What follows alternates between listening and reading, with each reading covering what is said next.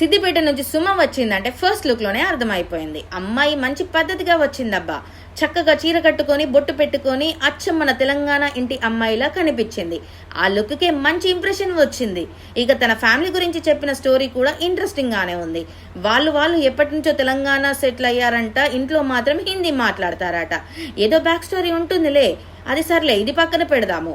అసలు సుమా గేమ్ ఎక్కడ కనిపించిందంటే comedy task లో ఇదిగో ఇప్పుడే చేసి చూపించు అన్నట్లుగా టాస్క్ ఇచ్చారు. స్క్రిప్ట్ లేదు, టైం లేదు, ముందుగా ప్రిపేర్ అయ్యే ఛాన్స్ కూడా లేదు. కానీ అమ్మాయి అక్కడే స్పాంటేనియస్ గా పంచులు వేస్తూ కామెడీ చేస్తూ భలే లాగేసింది. ఆన్ ద స్పాట్ లో నవ్వించాలంటే అంత ఈజీ కాదు బాస్. కానీ సుమాకి ఆ సెన్స్ ఆఫ్ హ్యూమర్ మాత్రం బాగుంది. ఒకటి, తన డిఫెండ్ చేసుకుంటే ఇంకా ఆ టైంలో ఇంకా గట్టిగా మాట్లాడాల్సింది అనిపించింది. తన పాయింట్స్ ఇంకా కొంచెం గట్టిగా పెట్టి ఫైట్ చేసి ఉంటే ఇంకా ఇంపాక్ట్ వచ్చేది అని నా ఫీలింగ్. అయినా 2 గ్రీన్స్ కొట్టేసి నెక్స్ట్ రౌండ్కి వెళ్ళిపోయింది. ఇక ఇప్పుడు చూడాల్సింది ఒకటే, సుమా కామెడీ వరకేనా లేక నెక్స్ట్ రౌండ్లో అసలు మాస్ చూపిస్తుందా లేదా.